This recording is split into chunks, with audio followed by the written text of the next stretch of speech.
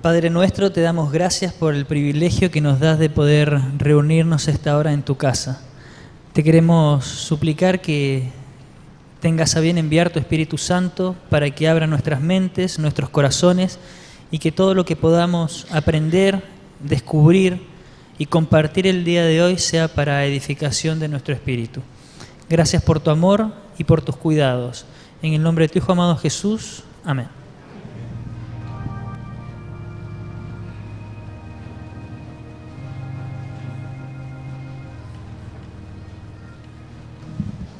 Muy feliz sábado, hermanos. Bienvenidos a la casa de Dios. Estamos contentos de encontrarnos y poder compartir juntos este culto de adoración a nuestro Dios. También damos la bienvenida a quienes nos están siguiendo a través de la transmisión por internet. Queremos que todos podamos disfrutar de este sábado en alegría, en compañía de nuestro buen Dios. Los invito a exclamar con el salmista los primeros versículos del Salmo 145. Te exaltaré, mi Dios, mi Rey, y bendeciré tu nombre eternamente y para siempre. Cada día te bendeciré y alabaré tu nombre eternamente y para siempre. Grande es Dios y digno de suprema alabanza, y su grandeza inescrutable es. Que podamos en esta mañana, a través de este culto, poder recibir la bendición de Dios a través de la presencia del Espíritu Santo. Queremos dar una muy cordial bienvenida a todos los hermanos de aquí de Palermo y también a los amigos que nos visitan desde distintos lugares. Tengo aquí el registro de los que pasaron por la entrada y asentaron su visita en el libro que tenemos para ello con las hermanas diaconisas.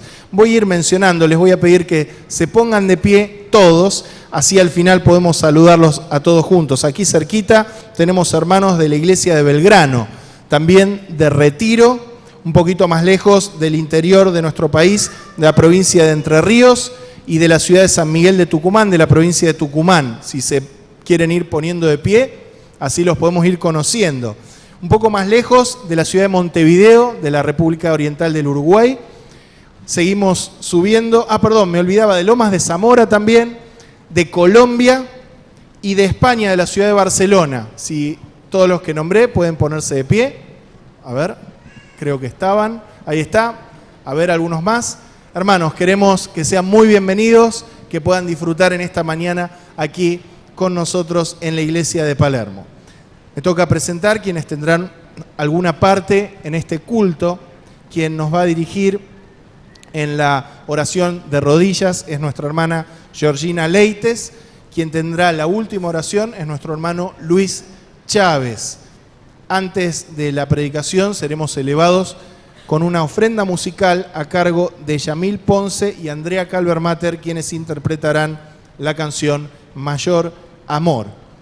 Y quiero hacer un breve anuncio que tiene que ver con nuestros cultos. Hermanos, preparémonos esta semana, preparemos nuestro corazón, nuestro espíritu, que podamos estar felices y preparados para el próximo sábado disfrutar en este horario de la Santa Cena.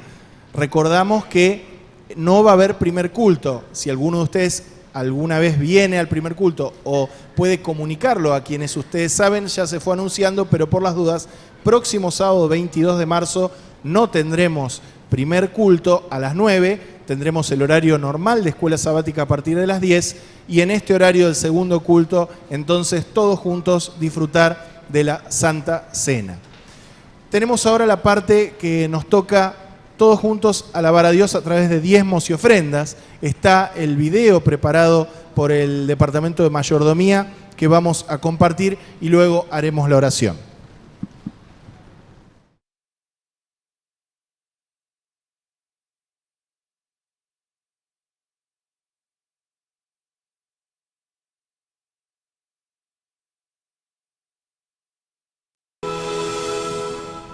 Los invito a que inclinemos las cabezas para orar. Padre y Señor nuestro, te damos muchas gracias por las bendiciones que nos das cada día, porque tenemos la oportunidad de adorarte ahora a través de la devolución de los diezmos y las ofrendas que podemos entregar de corazón. Pedimos que bendigas las manos de las personas que administrarán este dinero para que sea bien utilizado en la predicación de tu palabra. Que muy pronto, Señor, podamos, llenos de felicidad, recibirte en las nubes de los cielos y vivir para siempre en la Nueva Jerusalén. Pedimos todo y lo agradecemos no por nuestros méritos, sino por los méritos de tu Hijo Jesús, nuestro Salvador. Amén.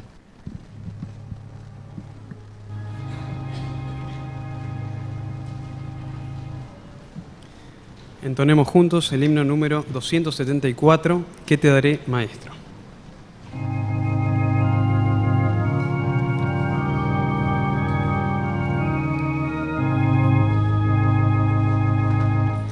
¿Qué te daré, Maestro? Moriste tú por mí. Menos daré de lo que me das, o todo te entregaré. Mi Salvador Jesús, te diste tú por mí. Tu hogar dejaste allá para morir aquí. ¿Qué te daré, Maestro? Te diste tú por mí. No la mitad, mas todo mi ser entregaré a ti. ¿Qué te daré, Maestro? Me redimiste tú. Poco es mi don, mas lo entregaré, Señor, bajo tu control. Mi Salvador Jesús, te diste tú por mí. Tu hogar dejaste allá para morir aquí. ¿Qué te daré, Maestro? Te diste tú por mí. No la mitad, mas todo mi ser entregaré a ti. Que mi vida entera esté es el himno que vamos a cantar a continuación. De pie, por favor. Número 248.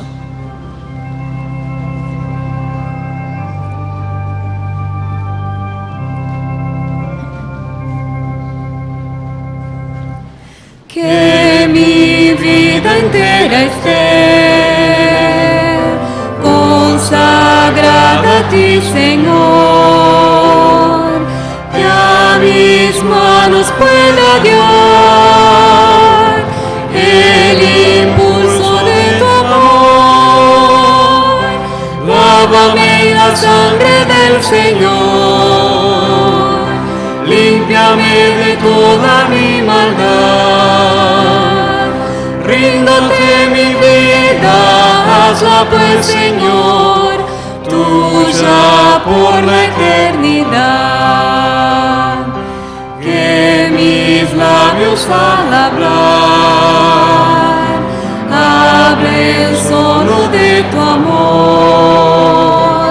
Que mis bienes ocultar no los pueda a ti, Señor. Lávame en la sangre del Señor, límpiame de toda mi maldad. Ríndote mi vida, hazla pues, Señor, tuya por la eternidad. Que mi tiempo todo esté consagrado a tu don, y mi mente y su poder puedan guiarnos en tu honor. Lávame en la sangre del Señor, límpiame de toda mi Ríndote mi vida, hazla pues, Señor, tuya por la eternidad. Toma, oh Dios, mi voluntad y hazla tuya nada más. Y este pobre corazón y tu trono tendrás. Lávame en la sangre del Señor, límpiame de toda mi maldad. Ríndote mi vida, hazla pues, Señor, tuya por la eternidad.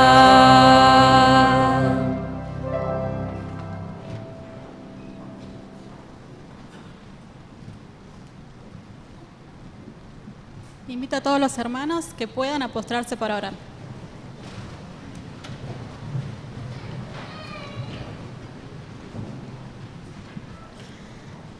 Amantísimo Padre, que moras en las alturas de los cielos, muchísimas gracias te damos por este sábado que tú nos estás regalando, por la oportunidad que nos da de poder venir a tu casa de oración para poder aprender un poco más acerca de ti. En forma especial te quiero pedir que tú bendigas a nuestro hermano Roberto, que sus palabras puedan estar dirigidas por ti, que nos ayuden a poder comprender y sobre todas las cosas a poder acercarnos cada día más a ti. Te rogamos todo esto en el nombre de Jesús. Amén.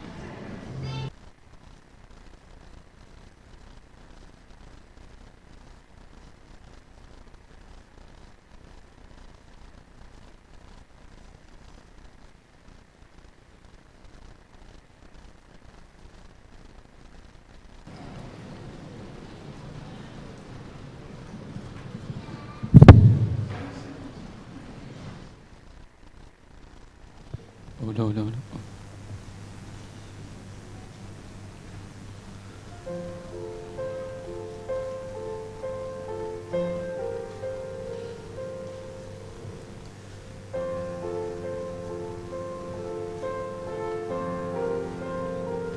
Sufriendo fue, pero en silencio cargó la cruz por ti, por mí. No resistió y fue fiel a Dios, cumpliendo así su voluntad. También dejó su eterna gloria, vino a este mundo y me salvó. Murió cargando mis dolores, pero al final resucitó. Mayor amor, mayor amor, murió por mí, mi Salvador. No hay mayor amor que dar la propia vida por salvar. Por ese amor yo libre soy. No hay en el mundo mayor amor. Mi propio amor es imperfecto, perfecto es Dios quien me salvó. Me acepta así con mis defectos, renueva el pacto que quebré, cambió la historia para así tener la esperanza de vivir. Mostró su amor con ese gesto, llenó mi vida de valor. Mayor amor, mayor amor, murió por mí, mi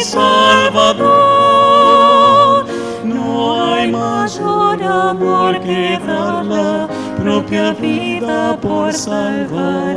Por ese amor yo libre estoy. No hay en el mundo mayor amor. Mayor amor, mayor amor, murió por mí, mi Salvador. No hay mayor amor que dar la propia vida por salvar. Por ese amor yo libre estoy. No hay en el mundo mayor amor.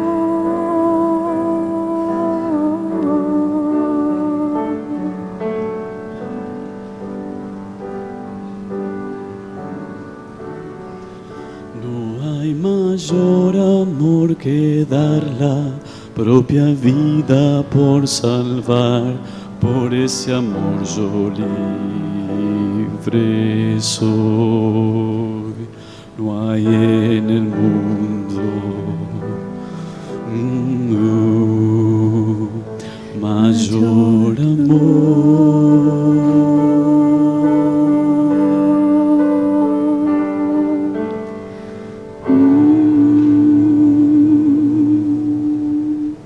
Amén.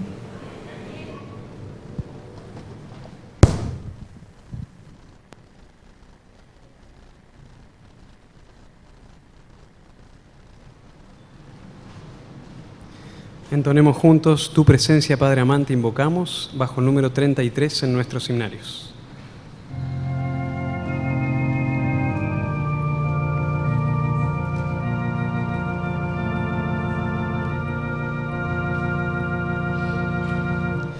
Tu presencia,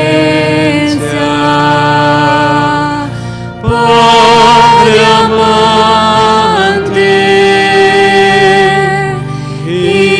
invocamos, reverentes,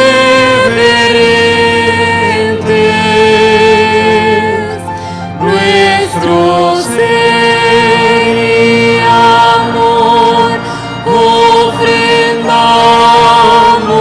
Señor, y la gloria de tu verdad hoy descienda a este lugar.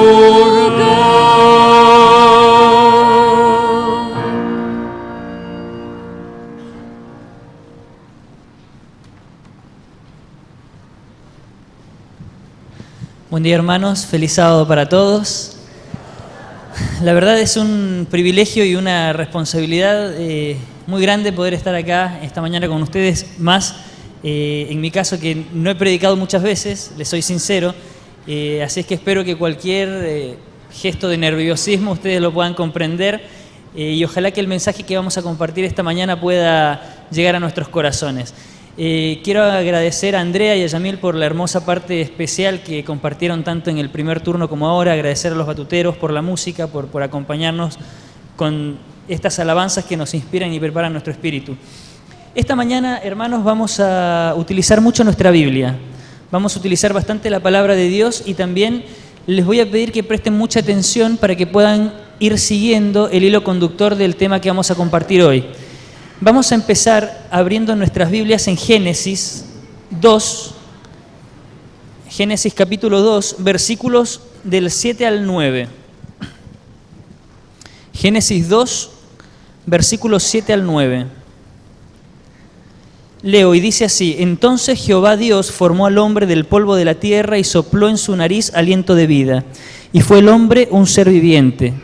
Y Jehová Dios plantó un huerto en Edén, al oriente, y puso allí al hombre que había formado. El versículo 9 dice: Y Jehová Dios hizo nacer de la tierra todo árbol delicioso a la vista y bueno para comer. También el árbol de vida en medio del huerto y el árbol de la ciencia del bien y del mal. Y el versículo 15 dice: Tomó pues Jehová Dios al hombre y lo puso en el huerto de Edén para que lo labrara y lo guardase.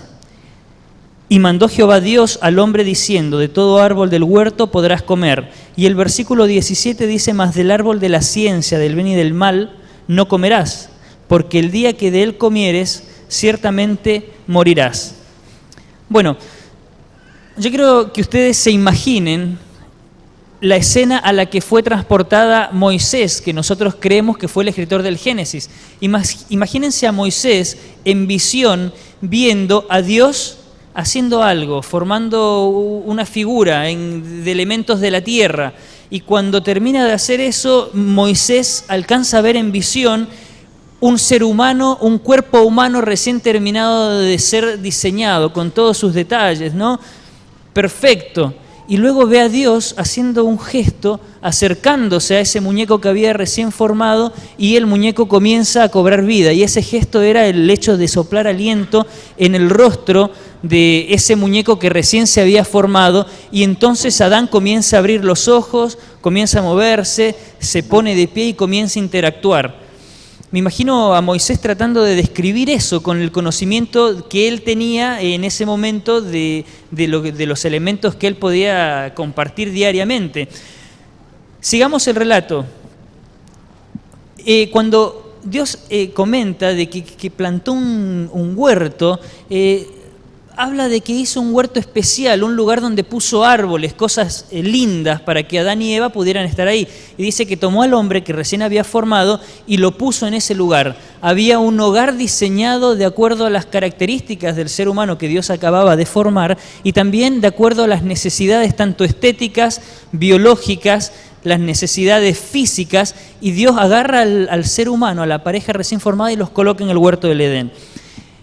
Y les dice, bueno, ustedes van a tener todo para comer, pero hay un árbol de la ciencia del bien y del mal que van a tener que privarse. De esto no coman, porque el día que de él coman, lamentablemente van a morir. ¿Y qué pasó? Veamos en Génesis el capítulo 3, versículos 6 y 7. Y vio la mujer que el árbol era bueno para comer, y que era agradable a los ojos, y árbol codiciable para alcanzar la sabiduría. Y tomó de su fruto y comió. Y dio también a su marido, el cual comió así como ella. El versículo 7 dice, entonces fueron abiertos los ojos de ambos y conocieron que estaban desnudos. Entonces cosieron hojas de higuera y se hicieron delantales. No aguantaron. No pudieron aguantarse o no pudieron cumplir el mandato que Dios les había dado de privarse solamente del árbol de la ciencia del bien y del mal. Entonces, bueno, Eva, según lo que dice el espíritu de profecía, en algún momento que se apartó de Adán, participa del fruto del árbol de la vida y en ese momento se ejecuta, después de que Dios los busca, ¿no? Se ejecuta el veredicto divino. Son expulsados del huerto de Edén.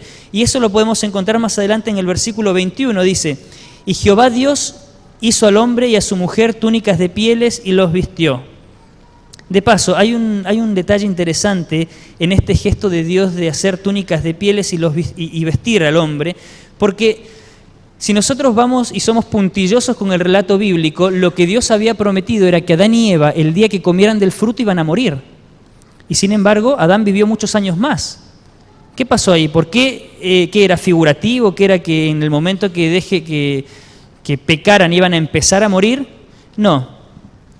Se ejecutó una muerte el día que Adán y Eva comieron, y esa muerte empezó a representar el plan de salvación. Aunque no es el tema de esta mañana, es interesante que en el acto de Dios de vestir a Adán y Eva con pieles de animales, Dios estaba ejecutando en la persona de un animalito, no sé qué animal habrá sido, seguramente algún cordero, etcétera, el veredicto que él había pronunciado antes.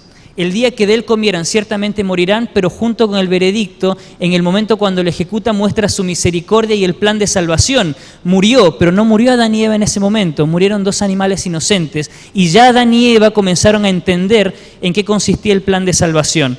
Esto como un paréntesis. Continuemos el relato. El versículo 22 dice, y dijo Jehová Dios, he aquí el hombre es como uno de nosotros.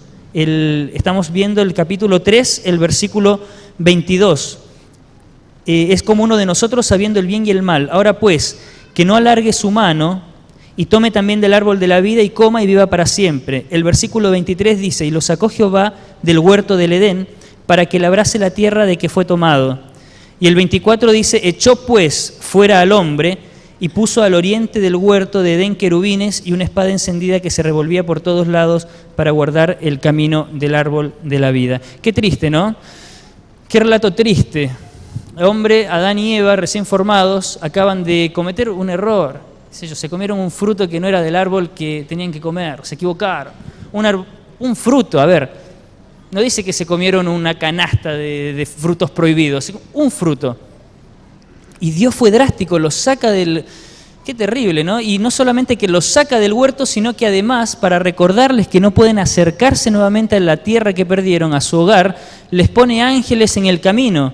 Y no solamente ángeles, sino que pone una espada que se revolvía dentro del huerto para asegurarse que no se acercaran nunca más al árbol de la vida. Qué duro, ¿no? Un castigo bastante complicado. Y a partir de ese momento, en la familia humana comienza el envejecimiento, la enfermedad y la muerte, algo que Adán y Eva no conocían y sus mentes no estaban preparadas para entender, comenzaron a verlo, a entender que el tiempo iba a pasar y ellos iban a empezar a envejecer, ellos iban a empezar a sufrir, a enfermarse. Y yo les hago una pregunta. ¿Ustedes creen que la inmortalidad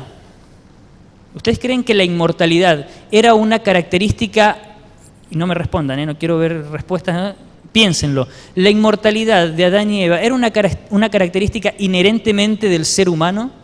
¿Era una propiedad que Dios se le había entregado al ser humano y Dios se desentendía? ¿Esa inmortalidad o esa vida eterna, esa capacidad de trascender en los años, era algo que le correspondía al ser humano? ¿Hacía parte de su naturaleza? Piénsenlo. Vamos a ver algunos versículos que quizás nos van a ayudar a entender o a desarrollar un poquito esta idea.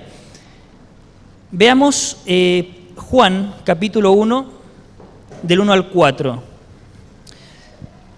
Síganme con la lectura, por favor. Dice, en el principio era el Verbo, y el Verbo era con Dios, y el Verbo era Dios. Este era en el principio con Dios. Todas las cosas por Él fueron hechas, y sin Él nada de lo que ha sido hecho fue hecho. Y el versículo 4, pongan mucha atención porque dice que en Él estaba la vida, y la vida, ¿qué era? La luz de los hombres. Qué interesante, ¿no? La vida era la luz de los hombres. Y dice el Espíritu de Profecía que cuando Dios creó a Adán y Eva, ¿cómo era su vestidura? Ellos estaban vestidos con una ropa así como la que usamos nosotros. ¿Qué dice el Espíritu de Profecía? Tenían un manto de luz, tenían un manto, un revestimiento de luz. Y acá Juan nos está diciendo que en el principio era el Verbo era con Dios, el Verbo estaba con Dios, y Él era la luz de los hombres. ¿Tendrá algo que ver? ¿Tendrá alguna relación esto de vida, luz de los hombres, que en el principio estaba el Verbo? Veamos que dice Colosenses 1, 16 y 17. Les dije que íbamos a utilizar bastante la Biblia, así que no se preocupen, que si se gasta después les entregamos otra acá al Departamento de Acción Misionera, les puede prestar otra. Veamos, Colosenses 1, 16 y 17 dice, porque en Él fueron creadas todas las cosas, las que hay en los cielos y las que hay en la tierra, visibles e invisibles, sean tronos, sean dominios, sean principados, sean potestades, todo fue creado por medio de Él y para Él. Y Él es antes que todas las cosas, y todas las cosas que, según lo que dice mi versión, dice, y todas las cosas en Él subsisten. Pareciera ser de que si alguna de las cosas que fue creada se aparta de Dios o pierde contacto con Él, que está hablando acerca de Jesucristo, acerca del Verbo que habíamos visto en Juan, si se corta esta conexión, dejan de subsistir, porque todas las cosas en Él subsisten, así como fueron creadas a través de Él, es en Él solamente que pueden subsistir. Y primera de Timoteo, busquemos, capítulo 6 y versículo 16, nos da una sentencia un poco más absoluta incluso de lo que estamos diciendo. Primera de Timoteo, capítulo 6, versículo 16. ¿Quién es el que tiene inmortalidad según este versículo? El único que tiene inmortalidad, que habita ¿en dónde? En luz inaccesible, a quien ninguno de los hombres ha visto ni puede ver, a cual sea la honra y el imperio sempiterno. Amén. Qué interesante. Entonces, pareciera ser que la inmortalidad en realidad no era algo que le pertenecía al hombre y que listo, ya está. era inmortal, Dios lo creó con inmortalidad y ya está, para siempre. Pareciera ser que la inmortalidad dependía de algo, dependía de la conexión con el dador de la inmortalidad, con el dueño de la inmortalidad, con el único que es inmortal. Y ese único es el Verbo, es el que creó todo, es nuestro Señor Jesucristo. Por lo tanto, al presentarse la desconexión a través del pecado, podemos ver de que esa característica que era condicional la pierde el ser humano. Y quizá podemos llegar a la conclusión de cualquier ser creado en el universo que se aleje de Dios tiene sus días contados. Estamos hablando de los seres que cayeron, ¿sí? Muy bien. Yo quiero hacerles una pregunta y acá voy a abrir un paréntesis diferente. ¿Cuántos escucharon hablar del alquimismo? ¿Alguien alguna vez escuchó hablar de la alquimia? Alquimismo, alquimia, ¿les suena? No voy a pedir que lo expliquen quienes levantaron las manos, se los voy a contar. El alquimismo es una protociencia o fue una protociencia. ¿Qué quiere decir una protociencia? Algo que estuvo antes que las ciencias que conocemos actualmente. Fue como una predecesora de los procesos científicos que conocemos actualmente. Y era una mezcla, ¿no?, de química, filosofía, espiritualismo, biología, había algo de medicina, algo de semiología, algo de botánica, y todo mezclado para buscar algo. Y eso algo que buscaba la alquimia era mejorar la materia, era poder extraer el potencial máximo de las materias con las que trabajaban. Y trabajaban principalmente en tres áreas: en la botánica, en el reino mineral y el reino animal. Y la persona que quería empezar a ser un alquimista o quería aprender este arte del alquimismo, tenía que empezar haciendo algunas reacciones con plantas. Una vez que tenía dominado el tema de las plantas, podía recién empezar a experimentar con minerales y con animales. ¿Y qué era lo que buscaba el alquimismo? ¿Escucharon hablar de la piedra filosofal? ¿Sí? No estoy hablando de la película, de alguna película que por ahí salió en el cine, ¿no? Pero la piedra filosofal, dice esta filosofía de los alquimistas, que tenía la propiedad de convertir cualquier metal en oro. A través de reacciones químicas, una vez de que se encontraba la piedra filosofal, esta piedra filosofal iba a tener esta propiedad, podía convertir cualquier cosa en oro. Esto en el ámbito mineral. Y en el ámbito biológico, estaban concentrados en encontrar una sustancia que se llamaba la panacea. ¿Ustedes escucharon hablar de la panacea? ¿Sí? ¿Alguna vez escucharon la frase, mira, esta pastilla es buena, cuando van al médico, ¿no? El médico le dice, mira, esta pastillita es buena, pero no es la panacea, ¿no? O sea, o esto es bueno, pero no es la panacea. Lo utilizamos bastante frecuentemente o lo hemos escuchado mencionar. La panacea era un remedio desarrollado por los alquimistas que iba a lograr que cualquier persona que lo tomara se curara de cualquier enfermedad. De lo que sea, ¿eh? O sea, vos tomabas la panacea y listo, ya está, no te enfermas más. O si tenés alguna enfermedad, te la cura inmediatamente. Y nosotros podemos ver de que este pensamiento de la panacea y de la piedra filosofal trascendieron no solamente a los alquimistas, que estuvieron por todo el mundo, en el Antiguo Egipto, en Mesopotamia, etcétera, desarrollando estas artes, sino que también en el Imperio Romano, más o menos por 2500 años, se desarrolló este tema del alquimismo y trascendió después, cuando los españoles vinieron a conquistar América, tal vez ya no en la forma de panacea, sino que seguían buscando alguna manera de encontrar la perpetuidad del ser humano. Y resulta que Ponce de León, que fue uno de los conquistadores españoles que llegó a la zona de Costa Rica, que fue el gobernador y el que conquistó Costa Rica, escuchó de los indios de ahí de Costa Rica que había una fuente de la juventud. Una fuente de la juventud. Y entonces Ponce de León, que ya era rico para ese momento, emprendió una campaña en la que invirtió gran parte de su fortuna para ir a buscar la fuente de la juventud. Obviamente nunca la encontró y, como todas las personas que lo precedieron y que fueron después de él, murió. Pero en su afán de encontrar la fuente de la juventud, encontró Florida, el estado de Florida ahí en Estados Unidos, pero la fuente de la juventud, nada. Incluso este pensamiento de la fuente de la juventud, de las fuentes milagrosas que pueden curar enfermedades, lo podemos encontrar en el pensamiento del pueblo judío en la época que Jesús estuvo entre nosotros.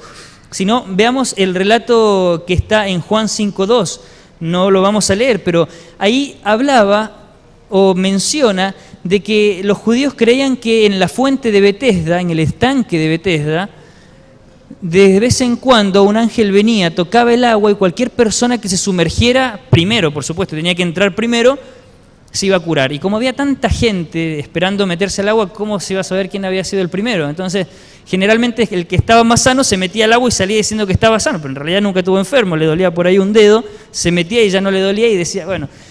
Pero este pensamiento de buscar curaciones milagrosas a las dolencias del ser humano viene desde hace muchos años y en la Biblia no está la excepción. Volvamos a Génesis 7, 22 al 24.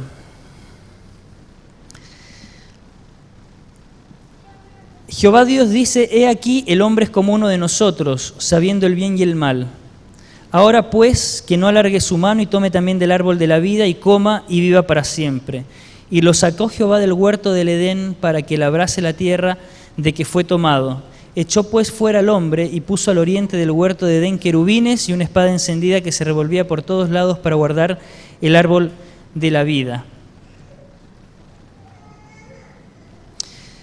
Después de eso, nosotros en Génesis 5, capítulo 5, versículo 5, podemos leer el siguiente relato. Dice, y fueron todos los días que vivió Adán 930 años y murió. Y después en el capítulo 5, el versículo 27 dice, y fueron pues todos los días de Matusalén 969 años y murió. ¿Qué edades, eh? Y si ustedes leen un par de versículos antes, en el versículo 25 del capítulo 5 de Génesis, dice que a los 187 años se engendró a Lamec. O sea, a los 187 años todavía tenía la capacidad de tener hijos. Matusalén. Edades que para nosotros están fuera de nuestro alcance. Decimos, 187 años y todavía podía tener un hijo. ¿Qué pasaba ahí? ¡Qué locura! ¿Cuántos de ustedes les gusta envejecer? O no me escucharon o ninguno. A mí no me gusta, por eso no levanto la mano. Yo creo que ustedes tampoco. ¿Saben que el ser humano tenemos esa rebeldía con el paso del tiempo? Tenemos esa sensación intrínseca que nos gustaría perpetuarnos para la eternidad. No nos gusta envejecer. Nos sentimos rebeldes cuando nos enfermamos, no queremos enfermarnos. Y si sabemos que estamos a las puertas del final de nuestros días, con mayor razón, no queremos saber nada con la muerte. Y eso que nosotros somos creyentes y creemos en la vida eterna. Pero el ser humano se rebela con el hecho de envejecer, con el hecho de enfermarse. Les hago una pregunta. ¿Ustedes se acuerdan la primera vez que se encontraron una cana? Estaban en el espejo así peinándose. No, una cana. Yo una cana. Pero no puede ser. Bueno, a mí me salió primero en la barba, así que estaba una cana. Y te la arrancaste y al día siguiente tenías 5 más. Entonces decía, bueno, hasta que te cansaste y quedaste así medio como yo, y dijiste, bueno, ya está. Voy a perder primero el pelo antes de tener todo el pelo blanco. O cuando estabas riendo, te ibas compartiendo con el sobrinito o con el primito más chiquito y te dice, mira cómo se te hace acá cuando te reís. Tía, mira qué lindo. Nadie te preguntó, ¿qué te importa a vos? ¿Qué tengo acá? Y después fuiste al espejo y miraste así, ¿no? No nos gusta envejecer, no nos gusta que la edad se nos note. Y ustedes saben que el ser humano y la ciencia invierte mucha plata para que no se nos note la edad. A ver, las cremas, no voy a preguntar quiénes usan cremas, pero yo creo que todos acá de vez en cuando nos ponemos un poquito de crema, ¿sí? Varones y mujeres, no se hagan, porque también usamos cremas. Y el que tiene un poquito más de plata va y dice, ¿cuánto me saldrá un Botox? ¿No? Y si no, el que es un poquito más atrevido y dice, bueno, yo me animo un poquito más, una estiradita para acá, ¿no? Que no se note, por favor, porque después en la iglesia, ¿qué van a decir?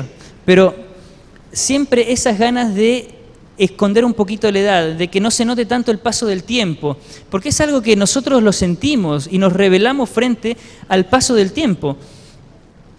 Y aunque acabamos de leer que Matusalén y Adán vivieron más de 900 años, ¿qué pasa? ¿Por qué en Salmos 90:10, búsquenlo por favor? ¿Qué dice ahí el salmista? No había pasado tanto tiempo, pero bueno, ya habían pasado algunos siglos más adelante y resulta que el salmista dice, los días de nuestra edad, en el Salmo 90, versículo 10, los días de nuestra edad son 70 años y sin los más robustos son 80 años. Con todo, su fortaleza es molestia y trabajo, porque pronto pasan y volamos. Ahora, ¿qué pasó? Pasamos de 900 y tanto, casi 1000 años, a 70, 80 años con toda la furia y ya con mala onda, de estar cansados, de que es molestia, es trabajo. ¿Qué pasó con la edad del ser humano? Acompáñenme y abramos nuestra Biblia nuevamente en Génesis 6, el capítulo 3. Génesis, el capítulo 6, el versículo 3. Dice, y dijo Dios, no contenderá mi espíritu con el hombre para siempre, porque ciertamente él es carne, mas serán sus días 120 años. Y si bien es cierto que el comentario bíblico adventista no avala la idea de que Dios hace una intervención directa sobre la edad del ser humano para cortarla a 120 años, sí podemos entender de que Dios utiliza este número de años como el tiempo que le da a esa generación para tomar una decisión, ya sea a favor de Dios o no.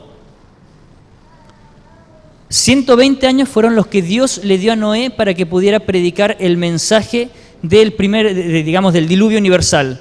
Y fueron 120 años los que esa generación pudo tener para tomar una decisión definitiva sobre su suerte eterna. Sin embargo, inmediatamente después del diluvio, la edad del ser humano comenzó a disminuir de forma exponencial. Ya Abraham vivió cerca de 160, 170 años, y el salmista dice que los más robustos llegaban a 80 años.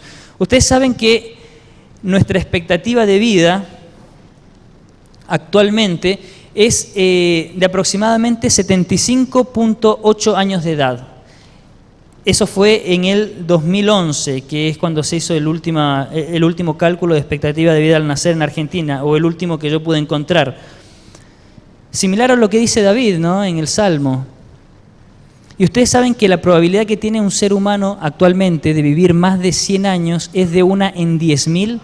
O sea, 1 de cada 10.000 personas va a poder cruzar los 100 años.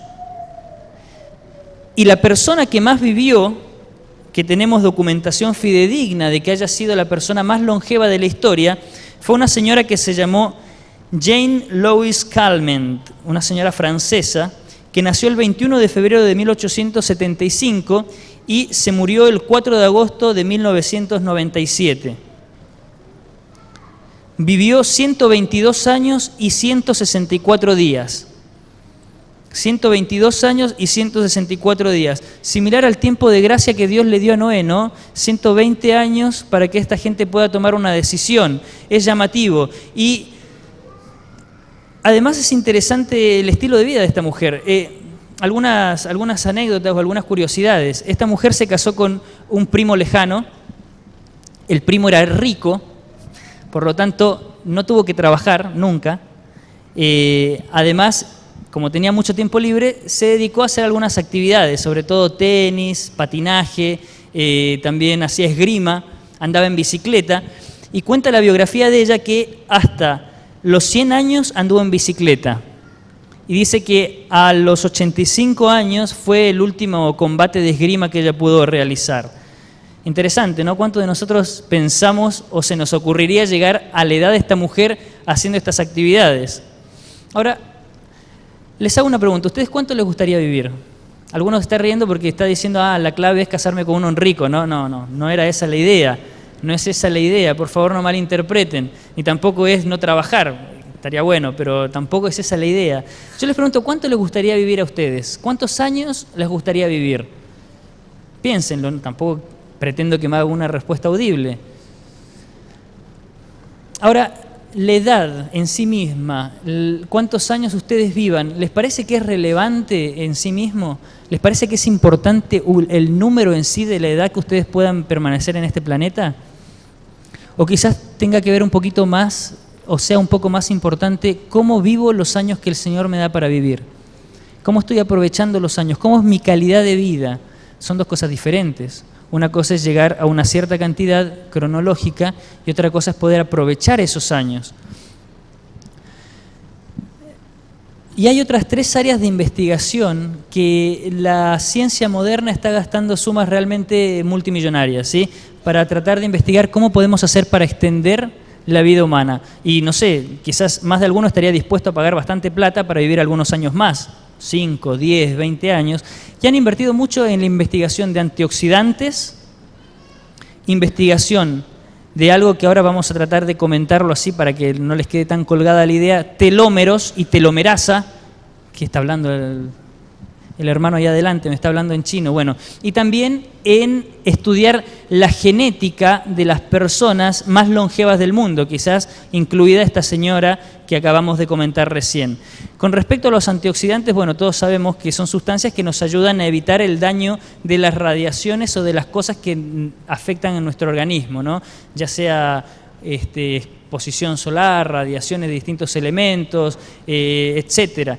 Y con respecto al estudio de la genética de las personas más longevas vamos a hablar ahora, y quisiera tomar un segundo para explicarles el tema de la telomerasa, que me parece que es apasionante. Si ustedes me permiten, en nuestro cuerpo nosotros tenemos células. Eso es un concepto que la mayoría abarcamos y lo tenemos bastante incorporado, por lo menos como concepto general. Supongamos que esta es una célula y cada célula de nuestro cuerpo tiene un núcleo. Y en el núcleo de nuestra célula nosotros tenemos todo el material genético que nos hace ser lo que somos, ¿sí? Es decir, allá dentro del núcleo de la célula va a estar codificado como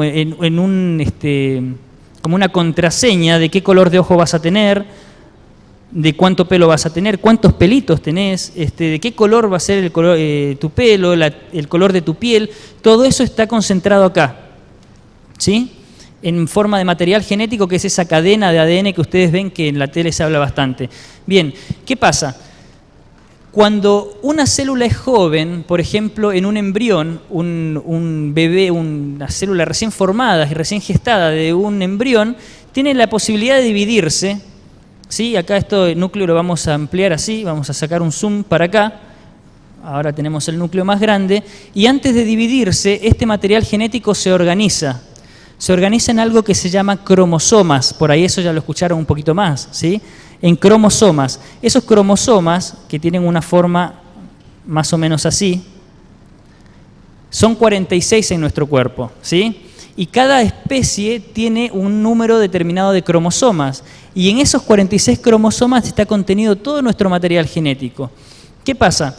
Cuando esta célula del embrión se divide, porque necesita multiplicarse bastantes veces para poder llegar a ser un ser humano, cuando se está por dividir, este cromosoma se duplica a sí mismo y hace una copia idéntica a él, ¿sí? Entonces queda como con 4 patitas. Y estas 4 patitas, inmediatamente antes de dividirse, una se va para la célula de un lado y la otra se va para la célula de otro, ¿sí? Y se divide. Entonces las 2 células que quedan como resultado de esta división tienen exactamente el mismo material genético, ¿sí? ¿Me siguieron hasta ahí? Bien. Ahora, en los extremos de estos cromosomas, es decir, si este cromosoma lo ampliamos y lo ponemos más grande acá, ¿sí? Este va a ser nuestro cromosoma. En los extremos nosotros tenemos algo que se llaman telómeros. Esa puntita de acá es el telómero, ¿sí? Un telómero y otro telómero. ¿Qué son los telómeros? Los telómeros en realidad no sirven para nada porque es material genético que no se codifica en nada. No te da ni color de ojos, si lo destruís no pasa nada, no te va a cambiar absolutamente nada. Simplemente es como un capuchón protector del material genético que se asegura de que en las divisiones, cada vez que se divide la célula, ese cromosoma no se dañe, no se pegue con otro, no se deshilache, entonces permite que el material genético quede indemne contenido ahí, ¿sí? Ahora, cuando nosotros vamos creciendo y cuando el bebé nace y las células adultas de nuestro cuerpo van perdiendo la capacidad de mantener la longitud de los telómeros. Y pareciera ser que en divisiones sucesivas en la edad adulta, estos telómeros comienzan a cortarse. Cada división se pierde un segmento, en la siguiente división se pierde otro segmento, hasta que después de un número determinado de divisiones de las células de nuestro cuerpo, el telómero es tan cortito que ya no se puede dividir más la célula. Y esa célula envejece y se muere, sin haberse dividido. Se piensa que si nosotros encontráramos la clave para que esto no se acorte, encontraríamos la fuente de la eterna juventud. encontraríamos la forma de impedir el envejecimiento. Y les puedo asegurar de que hay investigaciones multimillonarias que se encargan de estudiar esto. Y la proteína que se encarga de multiplicar estos telómeros se llama telomerasa. Bien, con respecto a la genética de la gente que ha vivido muchos años en nuestra Tierra, ustedes saben que hay una característica muy interesante que es común a todos ellos. Las personas longevas, en su material genético, tienen protección contra 3 problemas principales. Son resistentes al desarrollo de diabetes, son resistentes al desarrollo de hipertensión arterial y son resistentes al incremento del colesterol en la sangre. Qué interesante, ¿no? Qué combinación. No se enferman de diabetes, pasan los años y no desarrollan hipertensión arterial, y pasan los años y su colesterol la mayor parte del tiempo se encuentra controlado en niveles que para la mayoría de las personas es normal. Y esto permite que esta gente no se enferme. Ahora, en nuestra iglesia hay hipertensión arterial, hay diabetes, hay dislipemias, hay enfermedades de colesterol. No me muevan la cabeza porque no quiero enterarme, hoy no trabajo el sábado. Pero yo estoy seguro que las hay, estoy seguro que están estas enfermedades en medio nuestro. Y aunque muchas veces es inevitable tener algunos de estos problemas de salud, por herencia o por distintos factores, muchas veces son totalmente prevenibles, son totalmente evitables. Podríamos llegar a edades avanzadas sin tener estas enfermedades de salud. Pero ¿y cómo lo podemos hacer? Bueno, la Biblia habla un poco de eso. Me gustaría que vayamos a ver en el libro de Génesis, volvemos al Génesis, el capítulo 1, el versículo 29 y 30.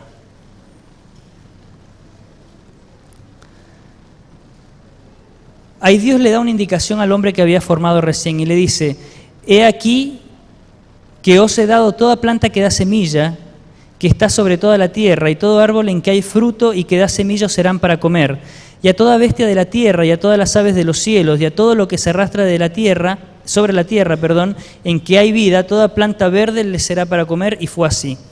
Y el hombre dijo: por cuanto obedeciste la voz de tu mujer, y comiste del árbol de que te mandé diciendo, no comerás de él, maldita será la tierra por tu causa. Con dolor comerás de ella todos los días de tu vida, espinos y cardos te producirá y comerás plantas del campo. Con el sudor de tu rostro comerás el pan hasta que vuelvas a la tierra, porque de ella fuiste tomado, pues polvo eres y al polvo volverás.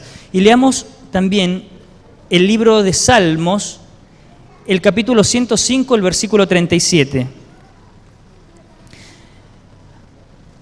El salmista nos dice ahí, capítulo 105, versículo 37, los sacó con plata y oro.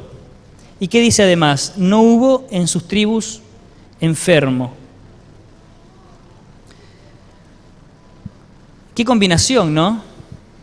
Nosotros leemos de que Dios le dijo al hombre, te vas a alimentar de tal forma, y una vez que el hombre y la mujer pecaron, los saca del huerto, pero le dice a partir de ahora, para conseguir tu trabajo, para conseguir el sustento, vas a tener que transpirar. Te hago una pregunta, cuando laburás, cuando vas a trabajar en tu oficina, ¿transpirás? No, si está roto el aire acondicionado y es verano, me imagino que sí, pero ¿tu trabajo implica algún esfuerzo físico? Quizás algunos privilegiados sí, yo creo que la mayoría no. Nuestro mundo moderno nos ha metido en una suerte de trabajo que lo único que implica el mayor esfuerzo físico es quizás mover los dedos o leer algún tipo de información y transcribirla o razonar con respecto a algo, que está bien. Pero el consejo de Dios era alimentate de cierta forma y hace que tu cuerpo gaste energía para que transpires y quizás así tu salud se va a perpetuar. Incluso este consejo está dado en el contexto de una maldición, pero Dios ya le está diciendo al hombre lo que tenía que hacer para poder preservar su salud. Alimentación, actividad física. Y si nosotros vemos después en Salmos, cuando dice que en el pueblo de Israel no había ningún enfermo entre sus filas, ¿de qué está hablando? ¿Qué hacía el pueblo de Israel? ¿De qué comía el pueblo de Israel? Comía maná y caminaba. Y no hubo un enfermo en todo el pueblo de Israel. Qué raro, ¿no? Qué complejo. Comer bien y hacer algo de actividad física. Y si nosotros pudiésemos seguir este consejo tan sencillo, quizás no nos enfermaríamos tanto. Y ahora, si bien es cierto, estamos hablando de enfermedad, y nosotros estamos en una iglesia y decimos, bueno, pero pará, el tema de la salud es una cosa, yo acá vengo a alimentarme espiritualmente y quizás el espíritu y el cuerpo no tengan mucho que ver. Yo total soy un cristiano, alabo al Señor, hago lo que corresponde y ¿por qué me venís a hablar de enfermedad y que yo estoy mal si es que no estoy sano? Y hermanos, créanme de que cuando nosotros nos enfermamos nuestra capacidad para entender las cosas de Dios cambia. Si nuestro cuerpo no está sano, la capacidad que tiene nuestra mente para entender las cosas divinas se enlentece. Y el Señor en realidad cuando nos habla de que quiere que seamos sanos, de que no nos enfermemos tanto, está diciendo, quiero que estés sano porque seguramente vas a poder utilizar estos años que te estoy dando, que en el pueblo antediluviano fueron 120, que en tu caso no sé cuántos van a ser, pero utiliza este tiempo bien, trata de mantener la mayor parte del tiempo tu mente y tu cuerpo sanos, porque así vas a poder entender las cosas que yo te quiero mostrar. Y no solamente vas a poder entenderlas, las vas a poder aplicar. Y no solamente las vas a aplicar, sino que vas a poder trabajar dentro de la obra que yo te quiero encomendar. Si no, no lo vas a poder hacer. No lo vas a poder hacer. Si ustedes tratan de estudiar con la gripe que nos agarra cada tanto, con los chuchos de frío, la fiebre, el dolor de garganta, y tratamos de sentarnos a leer la Biblia, les puedo asegurar que van a poder durar 3 minutos y no van a poder hacerlo más. Van a querer ir a acostarse a la cama, tomar algo y recuperarse, y recién ahí van a estar capacitados para leer la palabra de Dios. La finalidad de la salud en nuestra iglesia es esa. Quiero leer una cita del Espíritu de Profecía que dice: existe una relación muy íntima entre la mente y el cuerpo. Cuando éste se ve afectado, aquella simpatiza con él. La condición de la mente afecta la salud del sistema físico. Esto está en Consejos sobre Salud, el capítulo 6, el párrafo 2. Y después en el mismo libro, el capítulo 10, dice: entre los profesos cristianos del mundo existe ahora muy poca fortaleza moral. Muchos han acariciado hábitos equivocados y las leyes físicas y morales se han descuidado hasta el punto en que la virtud y la piedad generales son extremadamente bajas. Los hábitos equivocados rebajan las normas de la salud física y entorpecen las fuerzas mentales y espirituales. La complacencia de los apetitos y pasiones desnaturalizados ejerce una influencia poderosa sobre el sistema nervioso del individuo. Los órganos animales se fortalecen mientras que las fortalezas morales van perdiendo su vigor. Es imposible, y esto es interesante y bastante fuerte, es imposible que una persona intemperante sea cristiana al mismo tiempo, porque sus facultades superiores llegan a ser esclavas de las pasiones. Qué fuerte, ¿no? El Señor nos está diciendo de que si somos intemperantes no podemos ser cristianos. Durísimo. Yo tengo muchas cosas para mejorar con respecto a mi salud. No sé cómo estás vos. Quizás te estás alimentando bien, estás haciendo actividad física, quizás estás haciendo actividad física, ¿te estás alimentando bien? Y si tenés estas dos características, qué bueno, amén. ¿Estás utilizándolas para el desarrollo y el cultivo de tu parte espiritual? ¿Estás utilizando esta fuerza para poder trabajar por Dios, para poder compartir con otros la palabra de Dios? Bien, sigamos. Quisiera compartir con ustedes, ya para ir terminando, 1 Corintios 15, 53 al 54.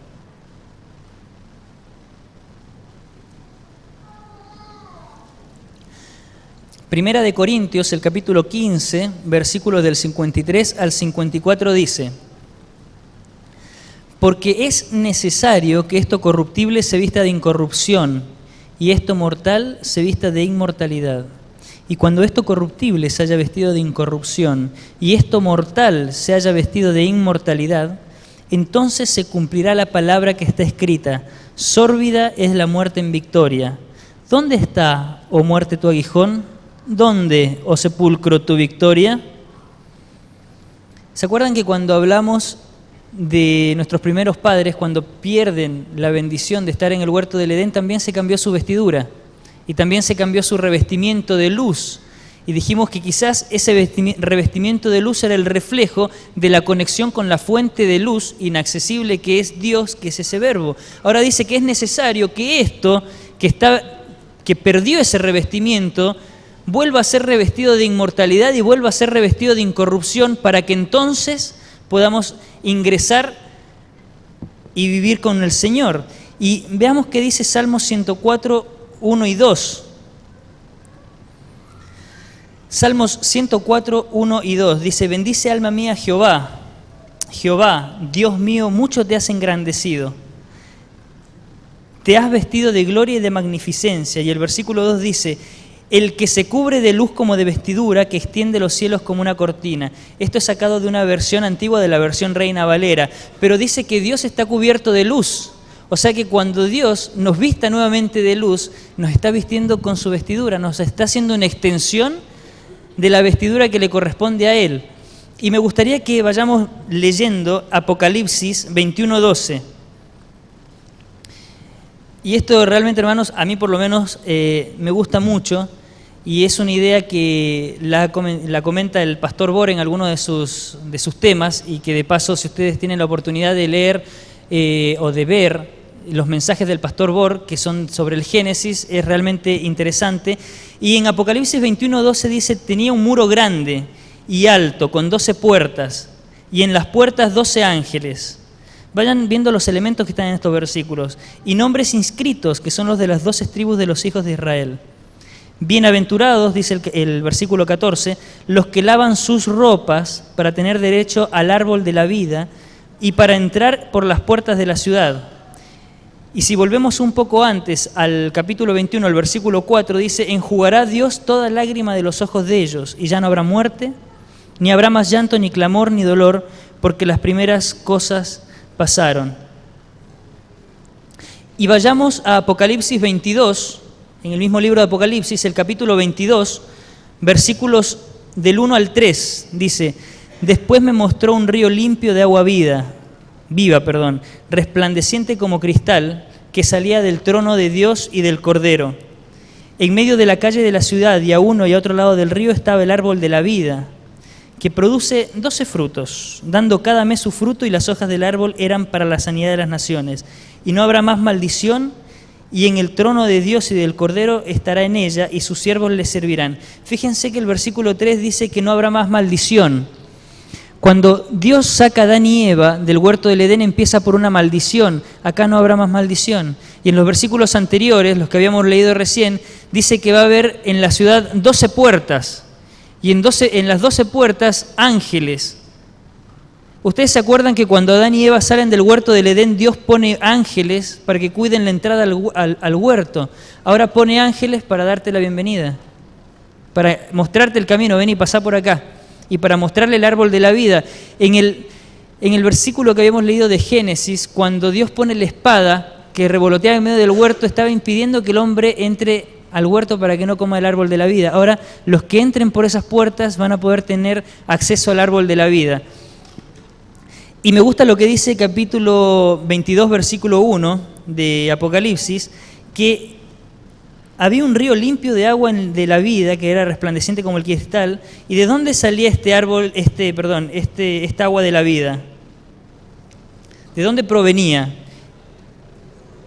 Salía del trono de Dios y del Cordero. Y que a uno y a otro lado del río estaba el árbol de la vida, que producía 12 frutos. Y para terminar, leamos Isaías 66, 23. Isaías, el capítulo 66, el versículo 23. Que dice: y de mes en mes, y de día de reposo en día de reposo, vendrán todos a adorar delante de mí, dijo Jehová. De mes en mes y de día de reposo en día de reposo. ¿Por qué de mes en mes? ¿Qué dice el versículo? ¿Cada cuánto daba frutos del árbol de la vida? Una vez por mes. Entonces, todos los meses nos vamos a juntar en el árbol de la vida para poder tomar el fruto del árbol de la vida. ¿Y qué es el fruto del árbol de la vida? Si ustedes analizan el texto que leímos recién, del trono, de donde va a estar Dios, de su trono, sale un río. Y ese río es el que riega el árbol.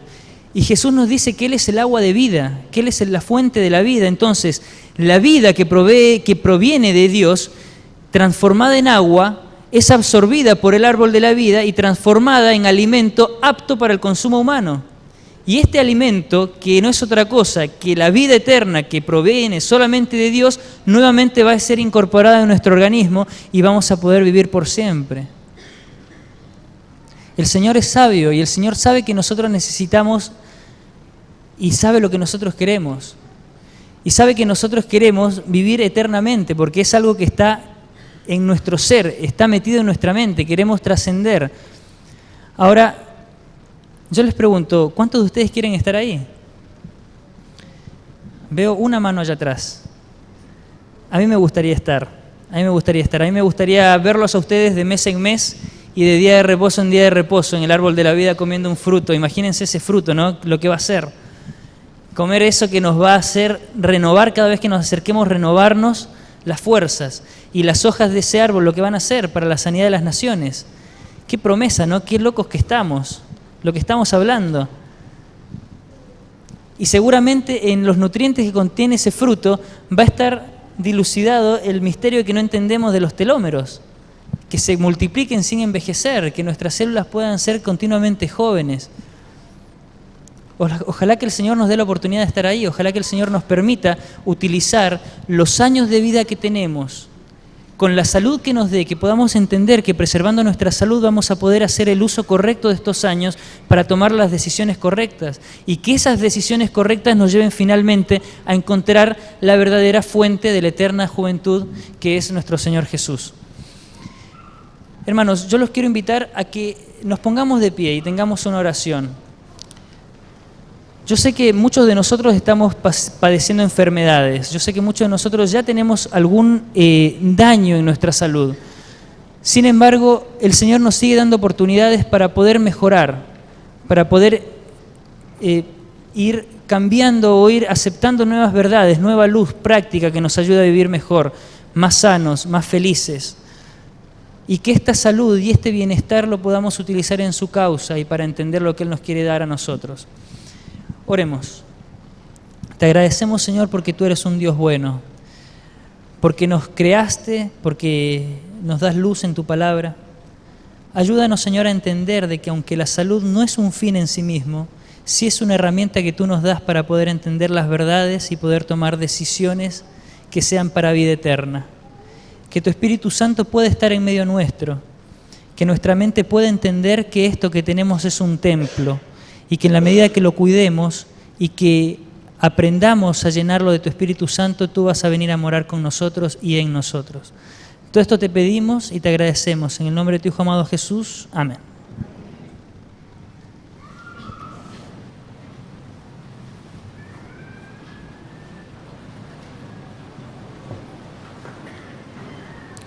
Los invitamos a cantar el himno Fuente de la Vida Eterna, número 290. De pie, por favor.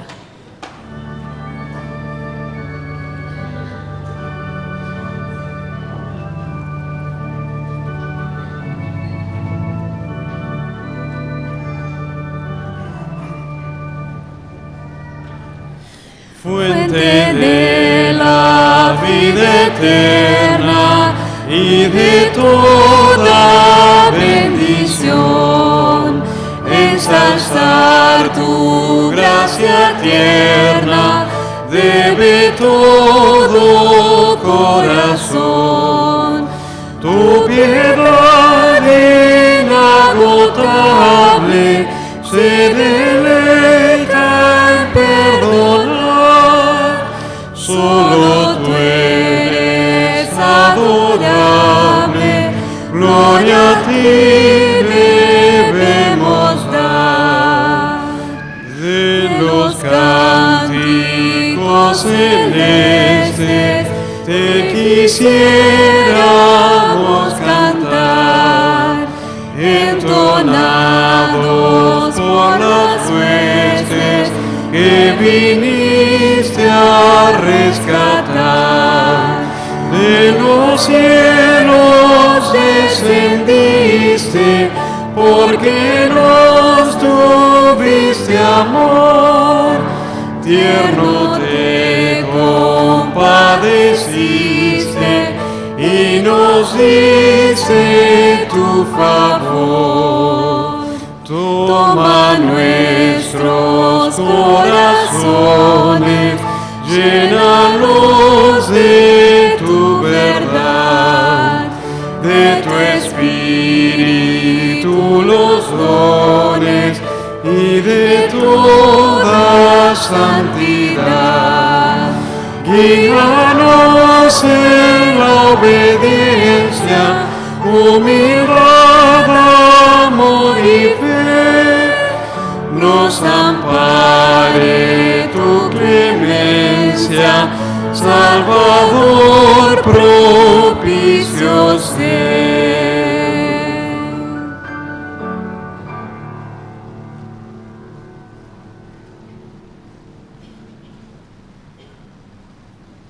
Inclinemos el rostro, por favor. Padre nuestro que estás en los cielos, gracias Padre, gracias Señor, gracias por este día, tu santo Señor, gracias también por haber aprendido un poco más de tus escrituras, Padre Santo, gracias, así podemos también con tu Espíritu Santo llegar al árbol de la vida. Gracias Señor, ahora te pedimos Señor que nos acompañes a nuestros hogares, te pedimos todo en el nombre de Jesús, amén.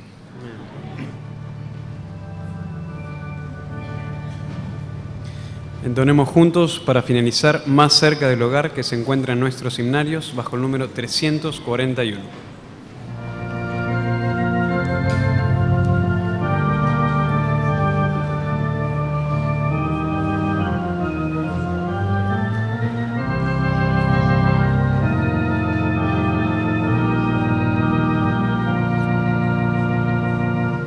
La Biblia asegura que Jesús muy pronto en las nubes volverá. Prepárate, mi hermano, porque hoy más cerca estamos del hogar. Más cerca del hogar. Más cerca del hogar. Más cerca estamos hoy que ayer, más cerca del hogar. La obra ya debemos terminar, pues muchos necesitan conocer. Las buenas nuevas hay que proclamar. Más cerca estamos del hogar. Más cerca del hogar. Más cerca del hogar. Más cerca estamos hoy que ayer. Más cerca